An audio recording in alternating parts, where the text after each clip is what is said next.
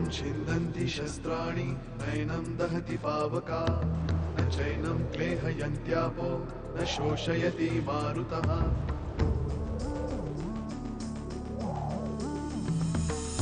दिवसामागुणरात्र धावते सकाळ संध्याकाळ सूत्रधार जो या साऱ्याचा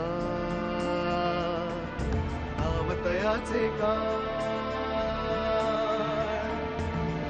तयाच्या मनात दडले नकळे कधी कुणा क्षणात होते संभव सारे क्षणापूर्वीचे असंभव असंभव असंभव असंभव.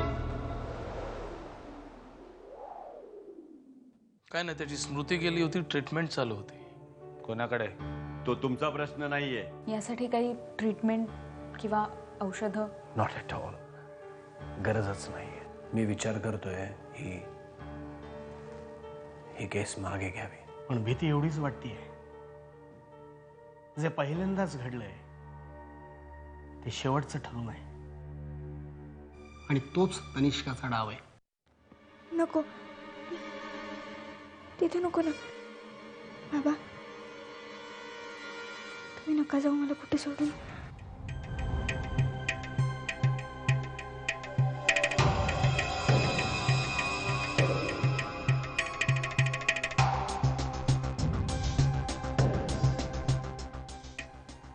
मला सांगताय मन एकाग्र करायला?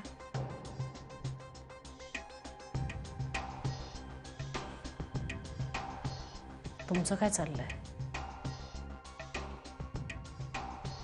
थाऱ्यावर नाहीये मन. असं काही नाही. काही नाही, बरंच काही आहे सुलेखा. मन तेव्हाच थाऱ्यावर नसतं जेव्हा मनाला पटत नसलेल्या किंवा हवा हवा अशा वाटणाऱ्या गोष्टी मनावर राज्य करत असतात. तुमचं काय झालंय? माझ्या मनावर पूर्ण ताबा आहे.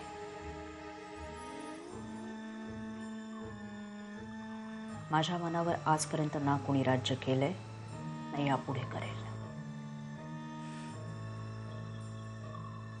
सोहळ्यानंतर असं वाटत नाही. काय म्हणायचंय काय तुला?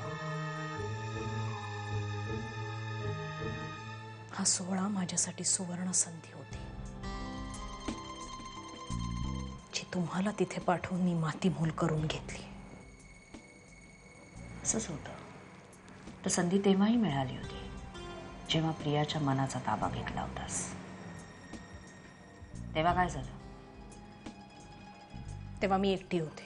मग इथे काय सैन्य येणार होतं बरोबर तुझ्या? सोपान होता माझ्या बरोबर. सोपान? हसायला काय झालं? सोपान या नावात आणि माणसात काहीच नाहीये म्हणून हसले. ना जीव ना शक्ती, अतृप्त इच्छा. मदत करायला जगतोय का मदत मागायला जगतोय देवच जाणे. एक इच्छाशक्ती सोडली ना तर काही नाहीये त्याच्यात. माझी ही ती गत होऊ नये म्हणून म्हणून ही सगळी धडपड चालली आहे माझी. घाबरू नकोस, काही होणार नाही. मी आहे.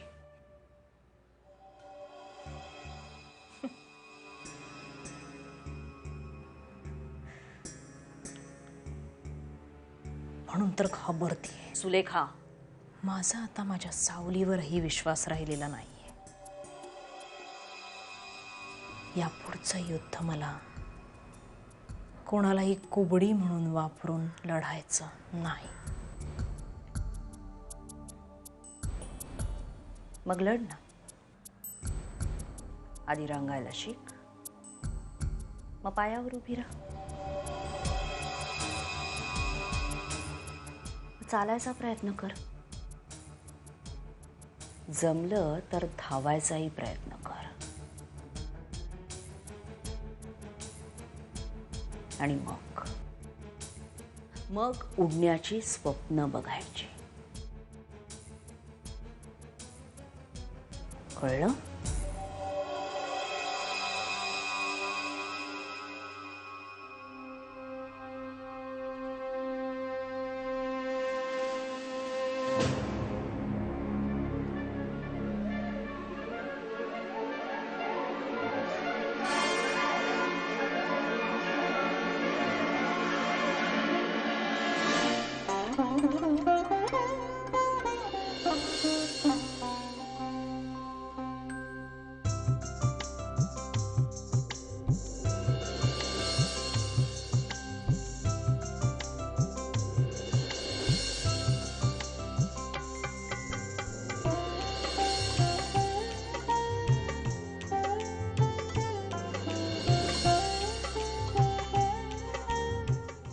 शुभ्रा, काय काय झालं?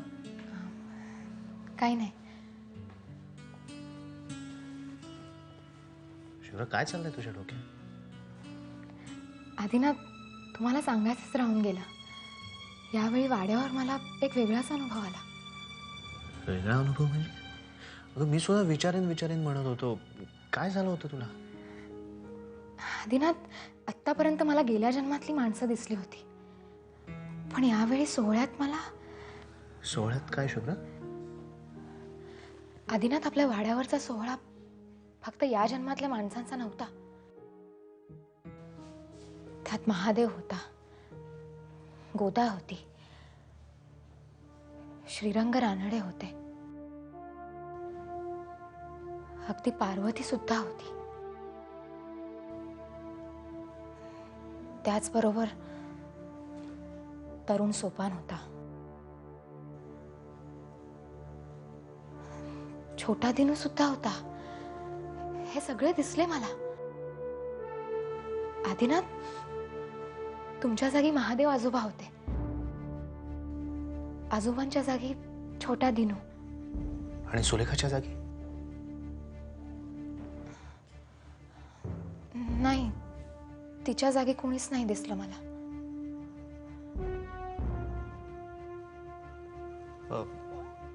आई बाबांच्या जागी, कुसुमात्याच्या जागी किंवा मुन्नाच्या जागी?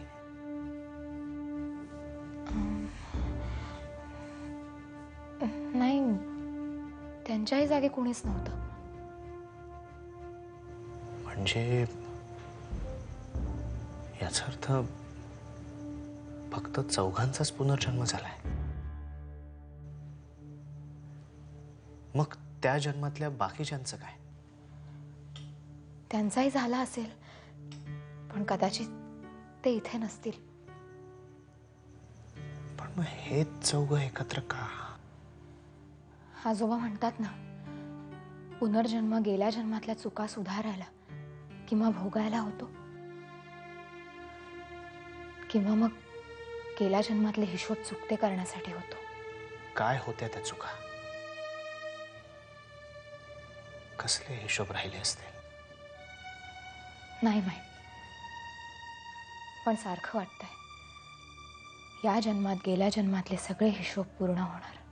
एक विचारू शुभ्रा? काय? गेल्या जन्मी केलेल्या चुका सुधारण्यासाठी माझा जन्म झालाय, की गेल्या जन्मी केलेल्या गुन्ह्याची शिक्षा भोगण्यासाठी माझा जन्म झालाय? असं का बोलताय आदिनाथ? प्रथमेश, तू, डॉक्टर विराट सामंत, तुम्हाला मागचा जन्म आठवतोय? जर मागच्या जन्मी तुमच्याकडनं काही चुका झाल्या असतील तर त्या सुधारण्याची किंवा त्याचं प्रायश्चित्त घेण्याची संधी आहे तुमच्याकडे. पण माझं काय? मी किती काळ अंधारात चाचपडत राहू असा?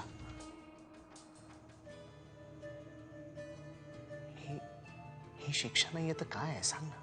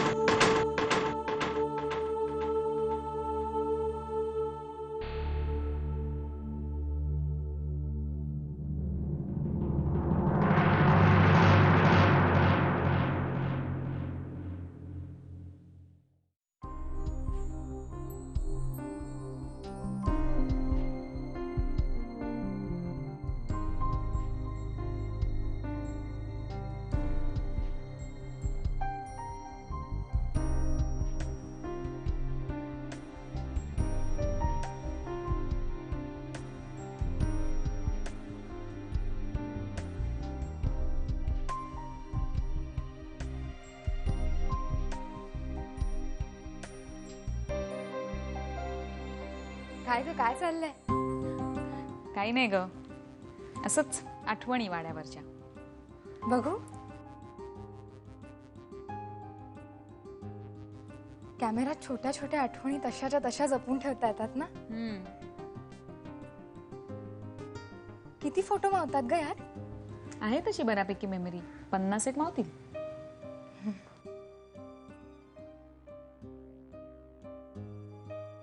आदिनाथ किती छान दिसतात ना या सदऱ्यात. शुभ्रा, मला कधी कधी वाटतं आपल्या डोक्यात सुद्धा अशी मेमरी चिप असती तर बरं झालं असतं नाही. खरंच.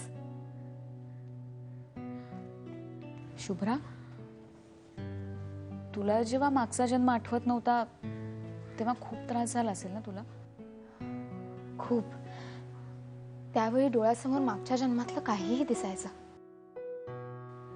अनोळखी तरीही ओळखीचे वाटणारे चेहरे दिसायचे, काहीही घटना दिसायच्या. पण प्रिया, त्यावेळी मला भूतकाळ आठवायला खरी मदत डॉक्टर जोशींनी केली. अजूनही सगळा भूतकाळ समोर आलेला नाहीये, पण तो जाणून घ्यायची ओढ त्या घटनांनी वाढवली. आणि आता मात्र ते चेहरे ओळखीचे वाटतात. पण शुभ्रा, तू तर डॉक्टर सामंतांकडे जायचीस ना. डॉक्टर सामंत सायकॅट्रिस्ट आहेत. त्यांचा पुनर्जन्म या गोष्टीवर विश्वास नाहीये, निदान आधी तरी नव्हता. डॉक्टर जोशींनी माझा भूतकाळ वाचला, आणि नुसता वाचलाच नाही, मलाही वाचायला शिकवला.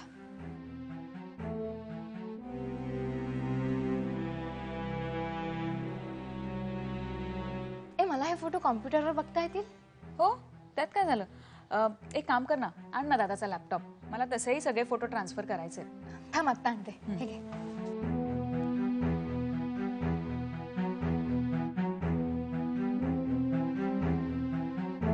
शुभ्राला जर तिचा मागचा जन्म आठवू शकतो,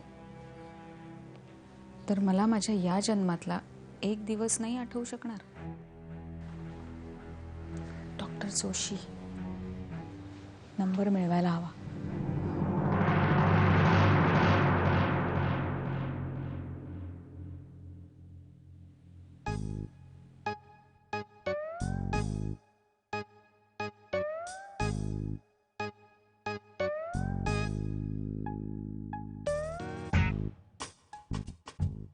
चल कुसुम, मी निघतो.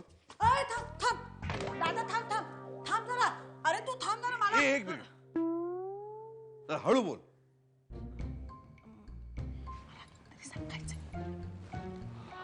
कुसुम, मला ऐकू येईल असं बोल. हो, मला काहीतरी तुला सांगायचंय. सांग. काय? अरे चा, तुला काहीतरी सांगायचं ना मला. हो हो हो. सांग. मी हे विसरले बहुतेक. काय विसरलीस? आठवते. मग आठवणी सांग, चल लवकर. म्हणजे मी हे आठवते की मी काहीतरी विसरलीये. थँक गॉड, तुला काहीतरी आठवतंय.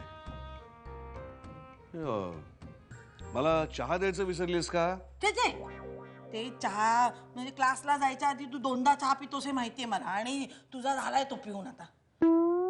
म्हणजे प्रत्येकाच्या खाण्यापिण्याचं तू एवढं नोंदी ठेवतेस? काहीतरीच काय दादा.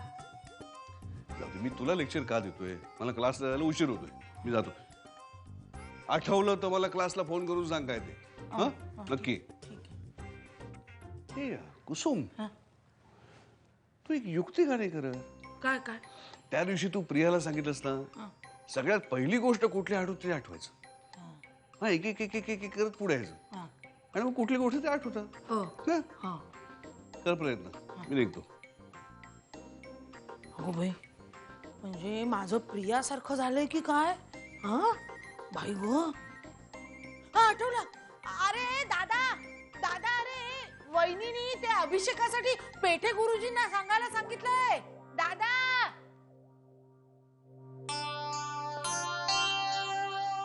मी सांगितलं.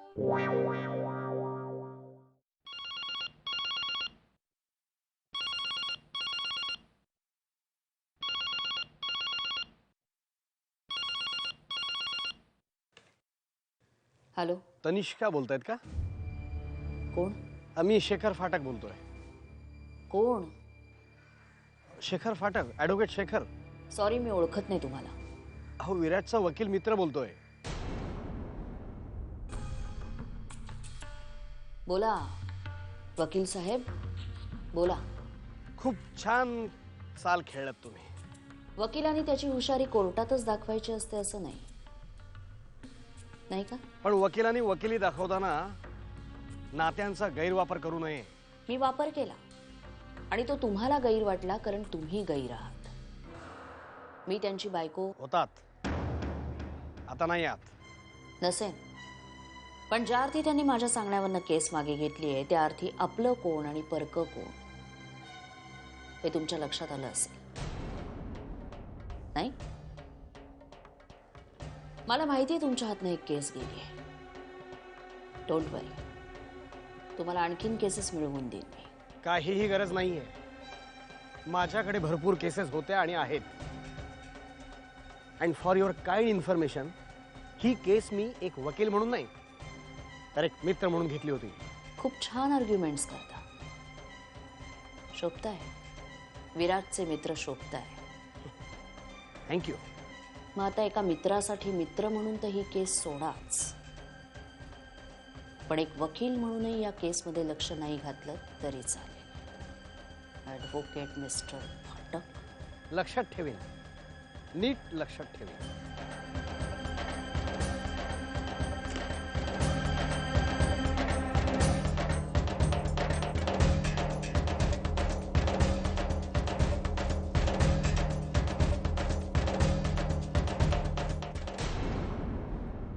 बरं ठीक आहे, मी बरी आहे. बरं स्वप्नील, तुला जर ह्यांचा फोन आला तर मला फोन करायला सांगशील?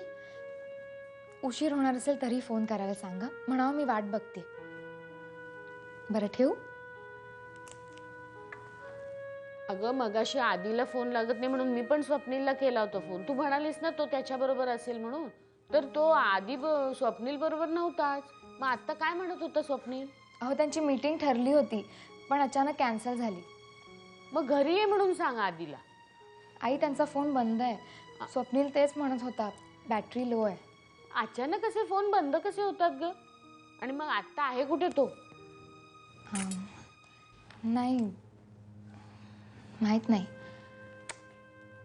आधी म्हणजे ना मध्येच असा कसा वागतो ग हा? तुला सगळं दिवसाचं टाइम टेबल सांगून जायचा ना. आता हे काय, कुठे जातोय, कधी येणार, काही सांगत नाही. काय ग?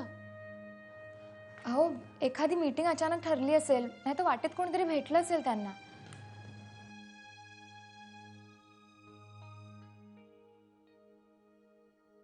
मोबाईल वापरतात तर घराबाहेर पडताना नीट चार्ज का करून घेत नाहीत?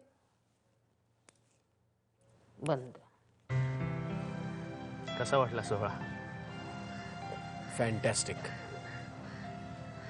प्रत्येक क्षण इतका संस्मरणीय की त्याचा हँगओव्हर अजून जातच नाही. खरंच खूप मजा आली. मला वाटलं होतं की तुम्हाला आवडेल, नाही आवडणार. मेन आय नो तुम्हाला काय म्हणायचंय ते. पण एक सांगू, कुटुंबाची ओढ काय असते ते एकटा राहणाऱ्या माणसालाच कळतं. त्यातून आणखीन एक महत्वाची गोष्ट म्हणजे माझं नसूनही मला माझ्याच कुटुंबात असल्यासारखं वाटतं. Simply great. आणि पियू? तिला सुद्धा खूप मजा आली. शी इज बॅक टू हॉस्टेल नाव. पण जाण्यापूर्वी माझ्याकडून एक प्रॉमिस घेतलंय तिने. या पुढच्या सुट्ट्यांमध्ये तिला कुठेही जायचं नाहीये, वसईच्या वाड्यावर जायचंय. आजोबांची गप्पा मारायच्या आहेत, प्रथमेशशी खेळायचं आहे. शुअर. लहान मुलं म्हटली ना की आजोबा त्यांच्याहून लहान. आजोबा तर ग्रेट आहेतच, पण त्या वास्तूत सुद्धा असं काहीतरी आहे की तिथे पुन्हा पुन्हा जावंसं वाटतं. एक प्रकारची ओढ आहे, एक प्रकारची हुरहुर. ही ओढ किंवा हुरहुर डॉक्टर विराज सामंत वाटते की श्रीरंग रानडे?